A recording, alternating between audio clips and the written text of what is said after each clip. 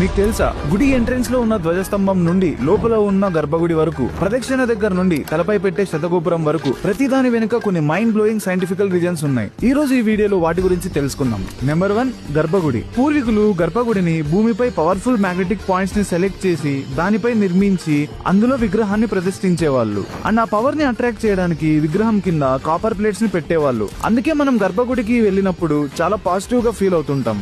Number 2, గుడి గంట. మీరు కొట్టే గంట కేవలం ఒక ట్రెడిషన్ కాదు. గంట కొట్టినప్పుడు ఎగ్జాక్ట్ 7 సెకండ్స్ ఒక వైబ్రేషన్ క్రియేట్ అవుతుంది. ఇది మనలో ఉన్న 7 చక్రాస్ ను యాక్టివేట్ చేయడానికి ఉపయోగపడుతుంది. నెంబర్ 3, ప్రదక్షిణ. మీరు ఎప్పుడైతే క్లాక్ వైజ్ లో గుడి చుట్టూ ప్రదక్షిణ వేస్తారో అతి యొక్క మ్యాగ్నెటిక్ ఫీల్డ్ తో మన బాడీ యొక్క మ్యాగ్నెటిక్ ఫీల్డ్ సింక్ అవుతుంది. అప్పుడు గుడి నుంచి వచ్చే పాజిటివ్ ఎనర్జీని మన బాడీ మాక్సిమం ఎమిట్ చేయగలుగుతుంది. నెంబర్ 4, మంత్రాస్. గుడిలో చదివే మంత్రాలు, చేసే భజనల నుంచి కొన్ని సౌండ్ ఫ్రీక్వెన్సీస్ జనరేట్ అవుతాయి. అవి విన్నప్పుడు మన మైండ్ లో హ్యాపీ హార్మోన్స్ రిలీజ్ అయ్యి మన స్ట్రెస్ అండ్ యాంగ్జైటీని పోగొడతాయి. ఇలాంటి మరికొన్ని టెంపుల్ సీక్రెట్స్ అండ్ వాటి వెనుకున్న సైన్స్ ని పార్ట్ 2 లో చూసి తెలుసుకోండి. మరెన్నో ఇలాంటి ఇంట్రెస్టింగ్ వీడియోస్ కోసం ప్రాజెక్ట్ X ని సబ్స్క్రైబ్ చేసుకోండి.